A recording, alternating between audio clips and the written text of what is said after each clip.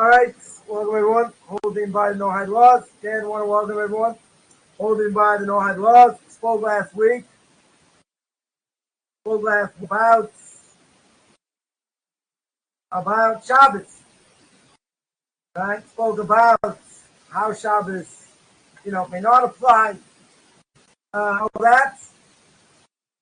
So we're going to continue, and we saw that there's a positive mitzvah upon all non-Jews to be engaged in the world, right? To work, be engaged in the world. Talmud tells me, so 158b. And what does it do? It prohibits non-Jews from observing 24-hour rest period. Right now, what does it mean to observe? It means over here to honor it, to observe it for religious reasons. Right? That's the way the Rambam holds. It applies to all non-Jews, including Yetosha and Noahides.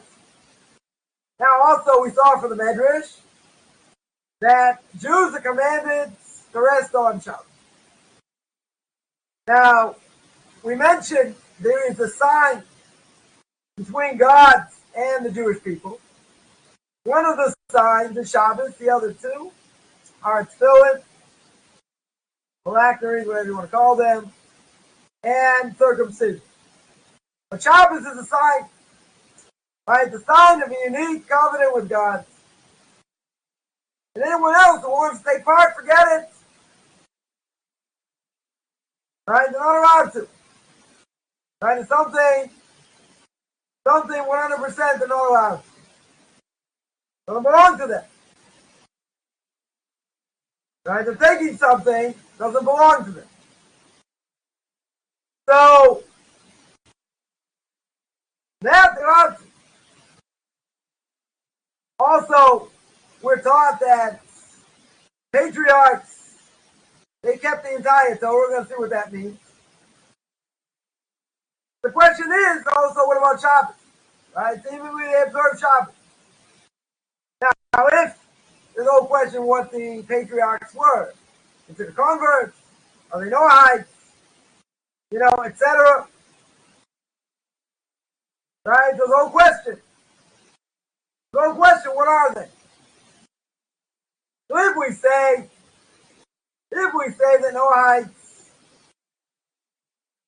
that the patriarchs are Noahides, then the question is, if they're not allowed to keep it, how were the patriarchs allowed to keep it? Right? In other words, if it's forbidden to keep for a non-Jew, patriarchs also, if they're Noahides, they can't keep it.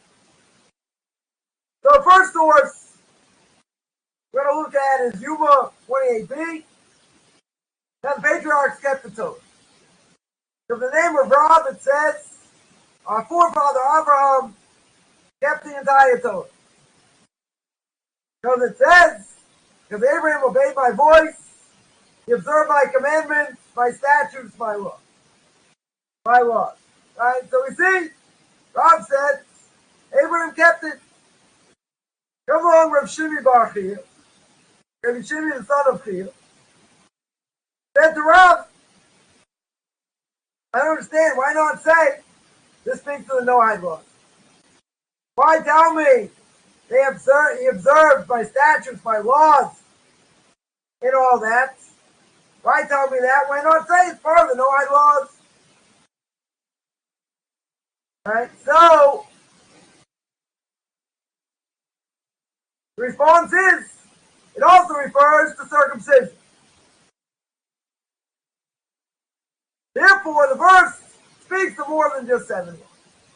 Not just talking about the 7 Noahide laws over it. It comes along with Stevie Bar Chia, and he responds, he says, no, it refers only to the 7 Noahide laws and circumcision. Both.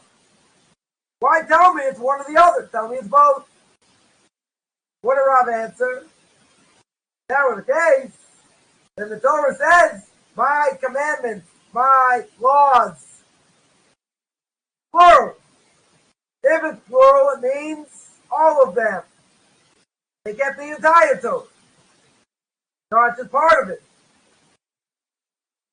And then Rav Ashi said, our forefather Avraham fulfilled even Erev Tavshilin, which is a rabbinic mitzvah, in order that if a festival comes on Thursday, goes into Shabbos, so a Jew has to make what we call an Erev Tavshilin. Right? You have to make an Erev Tavshilin. That's rabbinic. Right? That's rabbinic because it says my law, it's literally my Torah. Implying both written and oral. Right? So it's oral law also. That's seemingly the patriarchs kept. Rav Ashi says it's both. Right? Seemingly it's both over here. Right? It's not just circumcision, so to speak. Right? It's other laws. But don't tell me it's one or the other. Tell me it's both Noahide laws and circumcision. Now, many years later, many later commentaries explain, and they go like Rav Shimon bar Chiya, that what patriarchs only observed the Noahide laws, plus other mitzvahs specifically commanded to them. Right? In other words, they kept what they needed to keep, right? I.e. the Noahide laws, plus other things, other commands they were given, specifically.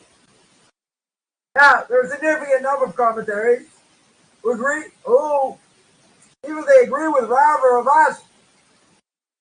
According to them, patriarchs over here observe the entire written Torah, oral Torah, and even later decree. Right? But their opinions are still, a little bit hard to understand. Meaning that they held by everything. I need a little bit further clarification. But, as we mentioned, we need to explain what that means. The question is, what's the obvious question? $1.5 million question, as we always say. How did the patriarchs know the Torah before was given? So, there are a lot of good answers, potentially. Most famous is the Ruach HaKodesh, divine inspiration. Lowest level of prophecy, which we'll discuss at some point.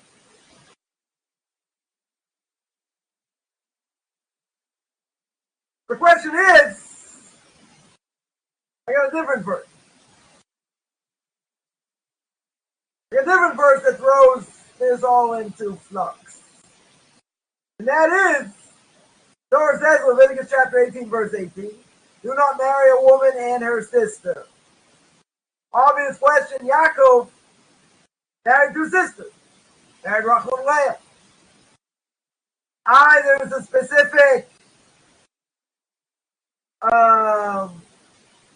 There's a specific prohibition.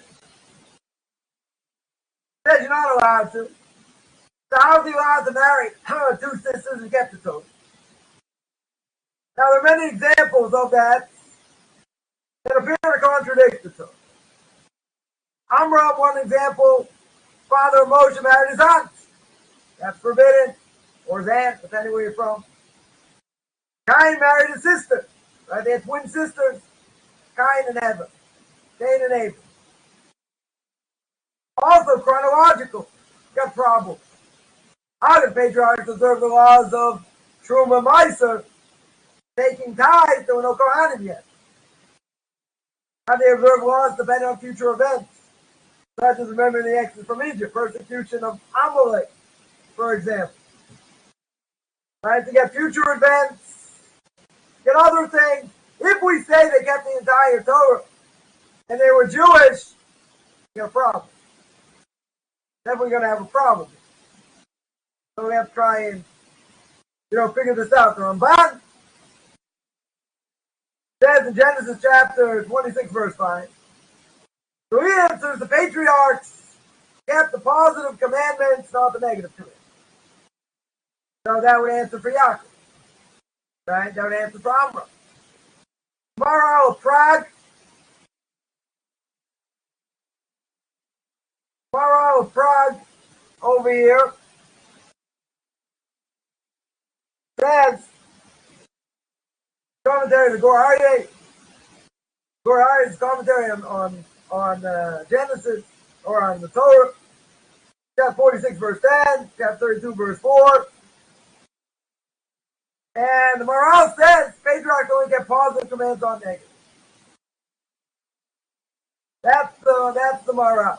That's the Maharal thing. Comes along the Ramah, and the response says, there are problems over here. Trying to explain how Yitzhak kept the Torah. Yaakov kept the Torah. So what does he say? He disagrees with the early commentators. He says only Avram kept the Torah. Right? Now, how can he say such a thing? How do you disagree here? Because the Talmud only says Avram kept the Torah. 4 was given. Doesn't say they all kept it. That's a little bit, I don't know, a little bit hard to say. If you tell me Avram kept it, why not say Yitzhak and Yaakov kept it? So almost all of the commentators disagree. They have that, as we said, Yitzhak and Yaakov kept it also. Rabbi Chaim Coffman, more than 100 years ago, Genesis 49, verse 3. He says they kept the Torah, but it hadn't been revealed. Even if it wasn't revealed, doesn't mean it's binding. Their observance of the Torah can be modified. By what? Through prophecy. If they deviate from the Torah, prophetic instruction. Alright, another answer. Comes out of the Das, the Canaan, the Bali Tosfos as they're known, Genesis chapter 37, verse 35, and Rabbi Chaim, famous book by Rabbi Chaim Coffman, famous student of the Vilna Gaon. And he says, since the Torah not be given, patriarchs have no actual obligation to observe it. They made judgment calls for the sake of building the people and community.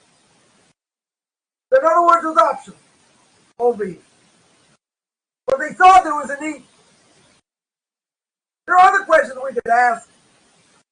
By some of the things patriarchs might have done, giving of the Torah. If they kept the Torah. But these are a number of answers, number of possible answers. Now, what do we see? What's the common thread between these commentaries? Right? What's the common thread? They explain how the patriarchs kept the Torah, but when it comes to Shabbos, they make it irrelevant to modern Noahide. Right? You see what they said. A further problem is, many commentators explain the patriarchs were not 100% Noahide. Right? If they're not 100% Noahides, what are they? Are they Jews? What are they exactly? Right? Not so simple. So, they accepted the covenant of circumcision. Now, patriarchs are considered Jewish. Only Jews can do circumcision. It doesn't apply to non-Jews. So, therefore, if they kept circumcision, they're also allowed to partake in Shabbat.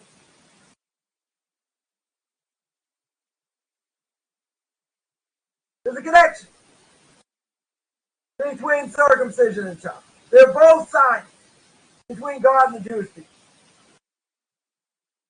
Now again, if that's true, what does that have any relevance to Noah? Right? It precludes their observance from having any relevance to contemporary Noah. That's what it means. There's no connection to Noahides. They are both signs we mentioned last week for Jews, not for non-Jews. Now, if we're going to learn anything from the patriarchs, then we have to look at it in a very specific way. What should be the question? The question is, how are we going to explain they kept Shabbos to those that hold the patriarchs were 100% Noahides? That's going to be a big problem. They're 100% Noahides, they can't keep Shabbos. And even those that hold that they kept the Torah exactly as we understand it, how can they keep the Torah? Right? Can't do that.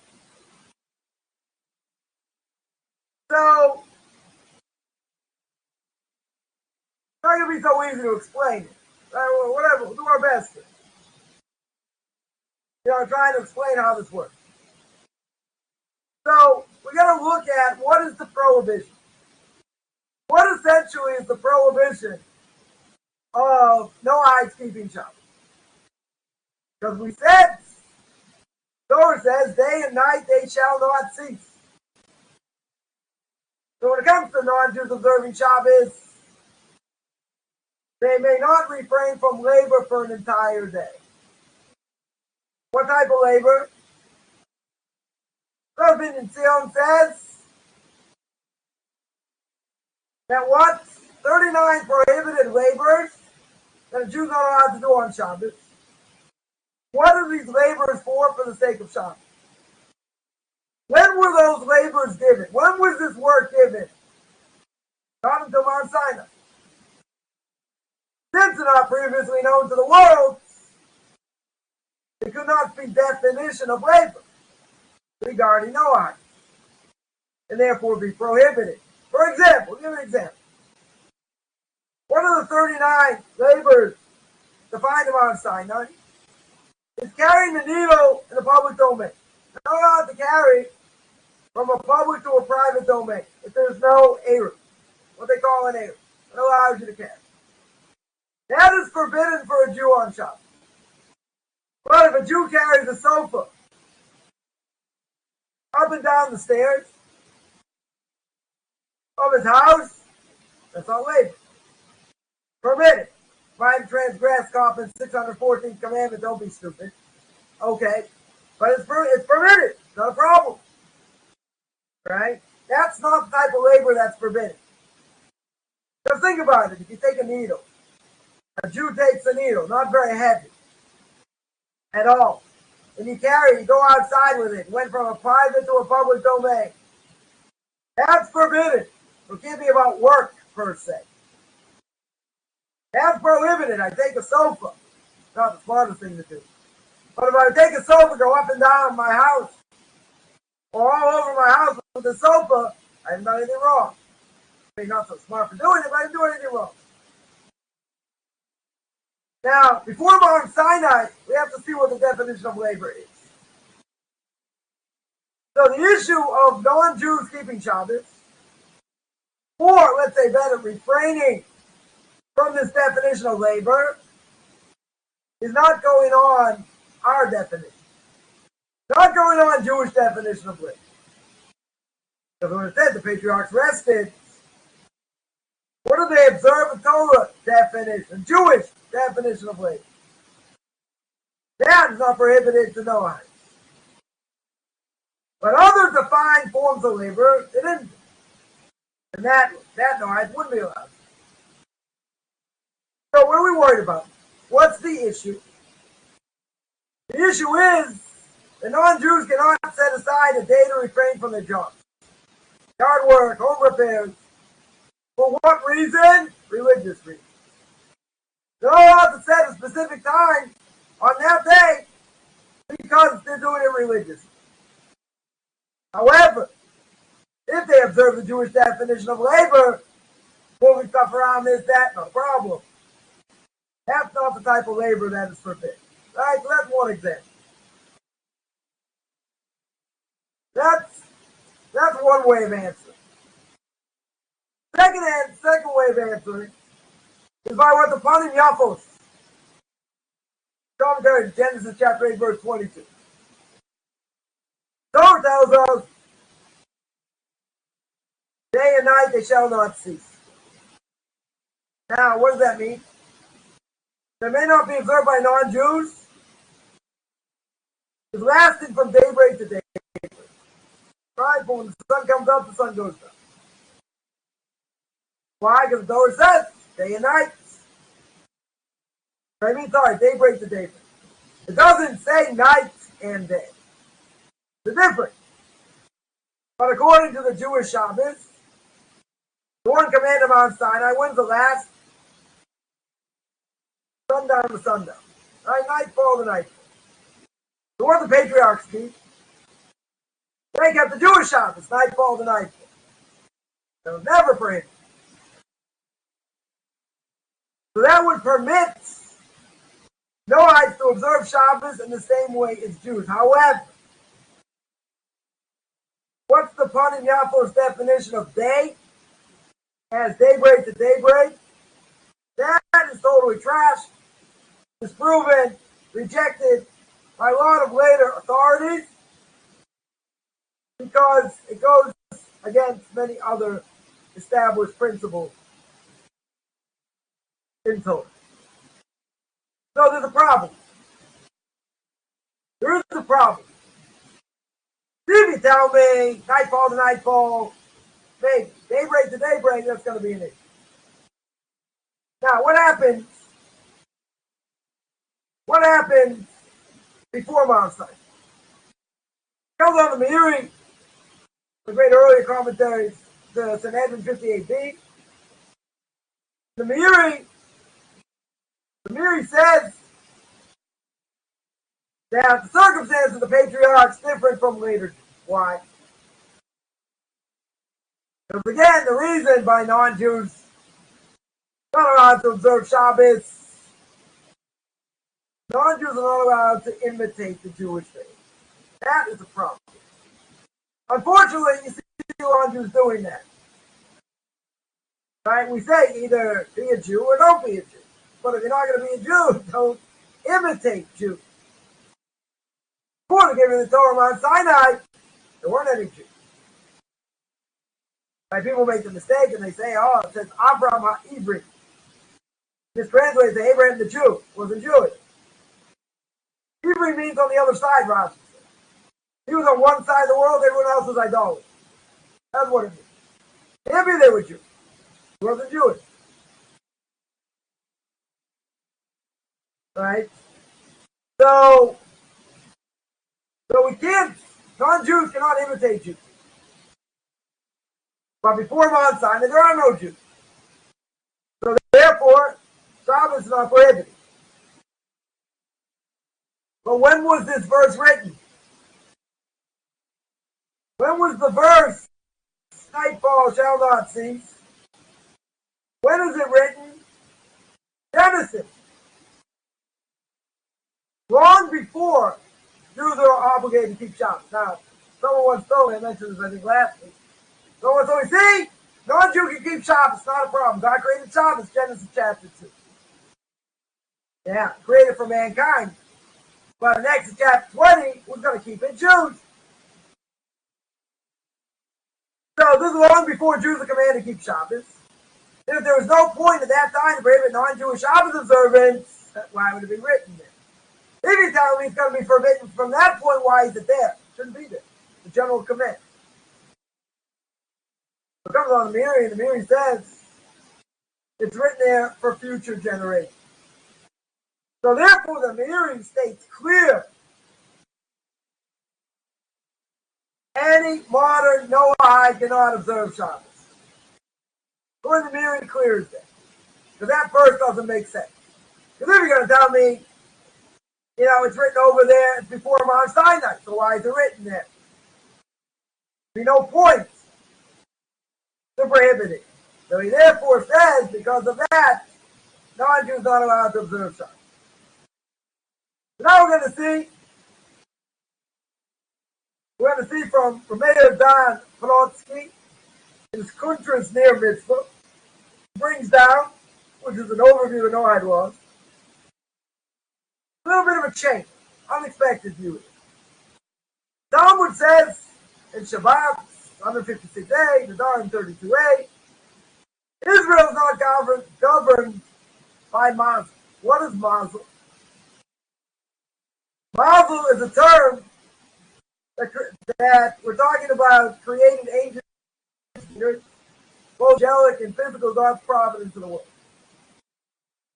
Through the motion of the stars, constellations, physical transcendental forces, of the world that can seem to influence this world. Right? They channel God's providence into the world, in short. That's what they do. Now, from Mount Sinai, all nations subjugated to this divine providence. Everyone in the same boat. What happened to Mount Sinai? Jews are taken out from this system. 100% taken out from this system. They're subject to God's direct, unmitigated oversight. God's the one ruling them. By non-Jews, they're being controlled by the stars, the moon, other things. So the new status over here. By commanding the observance of Shabbat. What's the new status? That the Jewish people are supposed to share the divine rest in the seventh day. Very interesting idea. The Torah tells me, Exodus chapter 31, verse 13, speak unto the children of Israel, saying you got to keep the Sabbath as a sign between me and you throughout your generations. You may know I am the Lord who sanctifies you. Now, Jews have a portion in Shabbat. They're not subject to the same signs as non-Jews. They're not subject to the same cycle, time, season, stars, etc. Now, non-Jews, they're subject to this. So they observe the cycle of days and time. What happens? Comes along a non-Jew wants to observe a religious Shabbos. God already said we have a unique status. Jewish people absolutely have a unique status.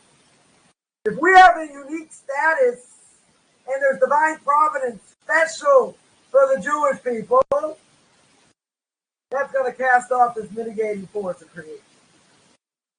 And that's why the definition, the Medrash says, of non-Jewish observance of Shabbos is an interposition between the king and the queen.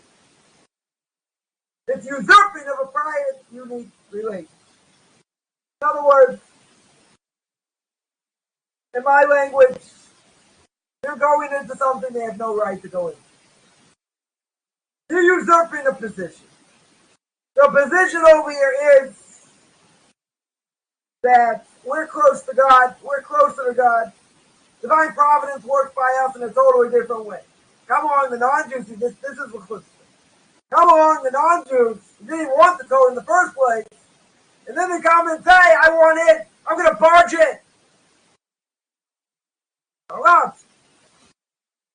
It's the usurping of a private, unique relationship. But God commands Abraham, and he says, exit from your stargazing.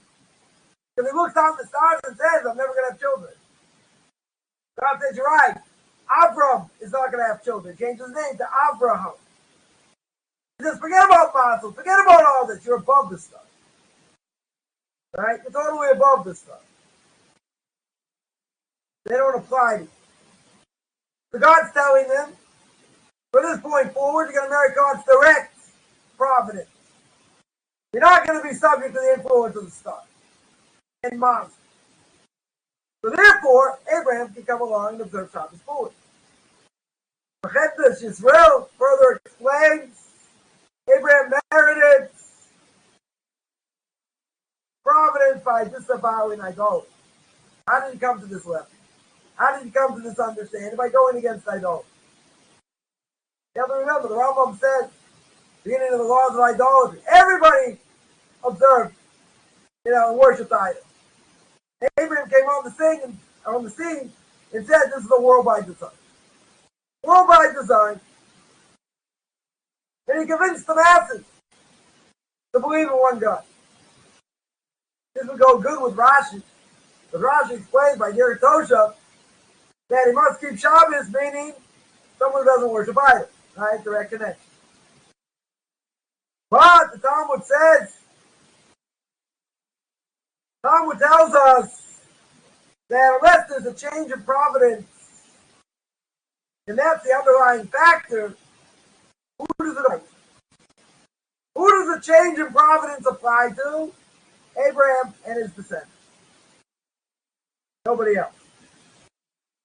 According to Tosfos, this wouldn't work either, which we go according to Tosfos over here. Behold that even a dear Torah shall may not keep Shabbat. Right? It goes against that principle. So interesting, there's a split here. The split is that Jewish people are different. We merit the fact that when it comes to Mazel, this influence is not going to apply to us because God deals with us directly. So who does that apply to? Jews. Applies to Abraham and his descendants. So again, the non-Jews want part of it. It looks silly over here. They want part of something that doesn't belong to them. So, what do we have over here? We have the Binyan Tzion, who says non-Jews only prohibited from refraining from colloquially defined types of labor. They could refrain from the 39 below. Some of them. Maybe. Panim Yafo says prohibitions only observing the Shabbat is daybreak to daybreak. But day is daybreak to daybreak difficult, which gets rejected by many later authorities. The Miri, Patriarchs Monohides, kept Shabbos. But again, it's not the same Shabbos observance in the Christ. The Israel says, since they weren't idolaters, they married God's direct providence. Shabbos is a sign of that providence. Right? It says from Yoma 28a, name of Rav Safra, time of the afternoon prayer of Abraham is when the walls begin to grow dark. Joseph says, we learn halacha from Abraham. Right? Interesting enough. So, see that they pray the afternoon service at a specific time. Comes on Rabbeinu Tam. Comes on the Arch, the Ritz, the Maritz Chiyus. Over here, I'll comment on that page in the Talmud. And others explain this halachic practice. That it can't be learned based on the conduct of the patriarchs before the Torah is given. Right? There's only a general rule. Which, without exceptions here. So what happens? God's expectations over here are the world and how we relate changes. In other words, we relate to God differently from Mount Sinai and on. Anyone who wanted to join the Jewish people at that point, they couldn't. Rabbi Chaim says in Derek Hashem.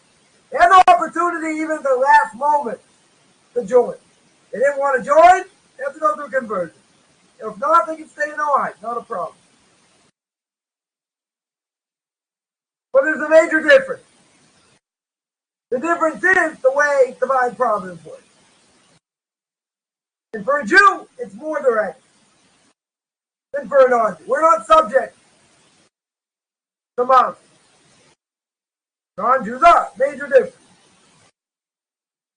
Now, if you look at all these opinions, you see only the Binyan Tzion regarding the nature of labor for Noahides. He remains and says the patriarchs kept the Jewish Shabbos. But they engaged in a colloquial definition of Shabbos. Right? All right, wait. Why? Why are we still holding that? Now that makes sense. That's a valid halachic interpretation all of its own. And it doesn't matter. It's not based on behavior, not based on status, actions of the patriarch. But I have another issue. Right? Well, the issues over here. I have another issue. But if they're doing this, why are they doing it? None. They're going to do it because it's religious reasons. If they do it for religious reasons, we saw earlier classes that the problem with Chidushei Das. You're making up a new religion. When you make up a new religion, Rambam says can't do that. And that's going to be forbidden. So that we're going to see in the next lesson. But that might be the knockout blow here. They want to tell me they were Noahides, they kept certain things, whatever. And maybe you say, according to some opinions, maybe it's okay. What do you do with the problem with Chidushei Das? Essentially making up a new religion. How are we going to get around that? That's going to be a problem. Definitely going to be a problem. That we're going to see. That we're going to see in the next. We'll see next week.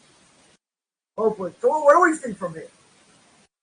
First of all, you see, it's not so simple. That's 100% for sure.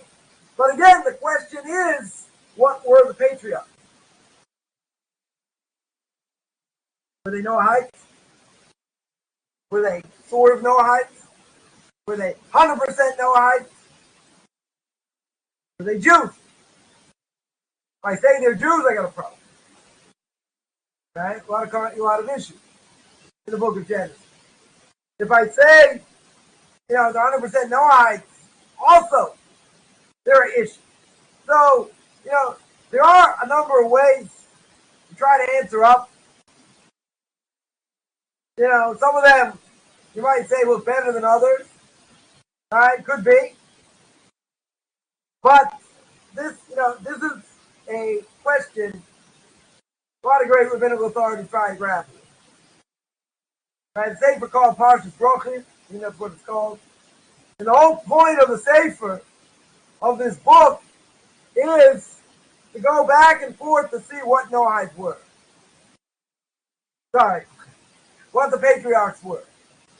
Were they Noahides or Jews? And seemingly they're contradictions, as we see here. So, one thing, people poo-poo and say, yeah, I can keep it, or I do this, or I do that. We're seeing now, and we'll speak next week as well, this is not simple at all. Right? It's a lot more complex than people think. And it's going to be interesting to see how potentially, you get around the problem making up a new religion. People want to say they can do this or some of it or whatever. How is that not a new religion? How is that not varying off? Varying off over. Sounds like it'd be varying off. Making up their own thing as they go along. That's a problem. That's definitely a problem. So that we'll have to deal with next week. I'll take any questions. Somebody mentioned Noahides by nature kept other commandments. Honor your father and your mother, love your neighbor. Yeah, what does it mean to honor your father and your mother? Torah says that. By Jews. But it makes sense. A non-Jew would have to respect their parents. They have to honor them. If a non-Jewish father or mother walks into the room, they have to stand up for them. Why? Is that the way they honor them? Is that their obligation? I don't know if they have an obligation. Respect, yes. Are they allowed to contradict them? They can't embarrass them. Certainly, certainly in public or otherwise. Certainly for a Jew. I know anything goes today in the secular world. Someone was telling me earlier how public school and other things, how bad things are. Right? Those sound pretty bad. But would it make sense, rational sense, according to the Torah, for a non-Jew to stand up for his father and mother? I don't know. I don't know if they have that obligation. That's only for a Jew. What about contradicting them? Didn't they say, Dad, you're wrong. You said this, you're wrong. That's disrespect. Right? But what if they are wrong? Even if they are wrong. So the non-Jew have that obligation. Now, again, they shouldn't make fun of them. It's not nice. Shouldn't embarrass them. It's not nice. Right? That would make sense. But the obligation to honor, who says they have to honor? Again, I can understand. Speak nicely to them. Don't embarrass them. Respect them. Yeah, that makes more sense. Honor? I don't think so. I don't have any obligation. Right? There are things. And yeah, that makes sense they have to keep. But I would say, as well, there are things that even if they don't have to keep, might be important to keep because, maybe not the same as a Jew, but important to keep because of moral imperative. Speaking Russian hours, that was applied in on. I would say it's not a good thing to do. Totally not a good thing to do. right? And backstabbing and other things that goes with it, I would say it's probably a terrible thing to do. But even if it's a terrible thing to do, who says they're obligated? You're going to say it's the way of the world. Go to work, of course, what do people do? They speak about everybody. Colleagues, not colleagues. Say whatever they want. So by non-Jews, you would say, there are a lot of things in the laws of Lashon Hara that don't apply to them. But again, I would say, as a moral imperative, it should. Are they liable? No. Well, it's not a good thing to do. It's not good for their soul. So there might be a lot of things like that, right, that may not apply. Totally may not apply. Everyone would agree, I would think. Cursing, not a good thing to do. But people curse. Some more, some less. If you ask most people, would you curse in front of your kids? I don't know. Depends how old they are. Maybe they'll give you that answer. What do you think? Is it a good thing? Is it a good balance? I would think some people would say it's not a good thing. I would think. Maybe not everyone, but okay. Whatever the percentage. Now, that's the way of the world. Non-Jews obligated? No. No, blasphemy using God's name, that's a different issue. Right? But, using vulgar language, what does it say it's forbidden for a non-Jew? I would say moral imperative. That I would say. But obligated? They'll say it's the way of the world. This is the way of the world. Or the answer to that, who cares what the way of the world is? Does that make me a better person? Does it draw me closer to God? It doesn't. Make it sound like a truck driver. No offense to any truck drivers out there. Right? Makes them sound bad. You can say everybody curses. Most people curse. Some more, some less. I would say, that would come under moral imperative also. Not a good thing to do. Because everyone does it doesn't mean it's okay. So a lot of things. Did a video once on Patriarchs talk about that. About the moral imperatives by Noahide. Went through a lot of different scenarios. A lot of different things. What may apply, may not apply.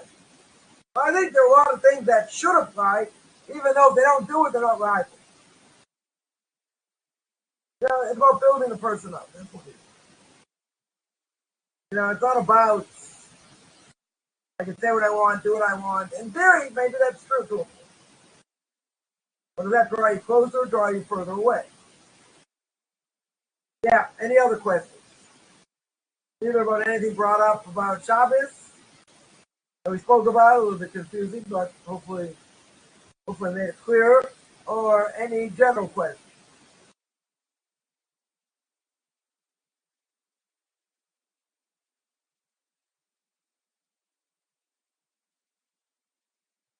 All right, no questions. We'll pick this up. There's a question coming in.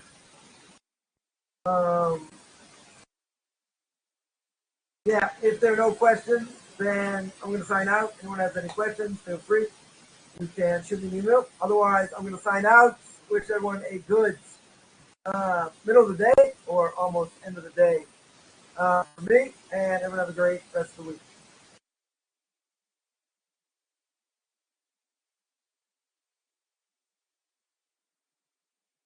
You are currently the only person in this conference.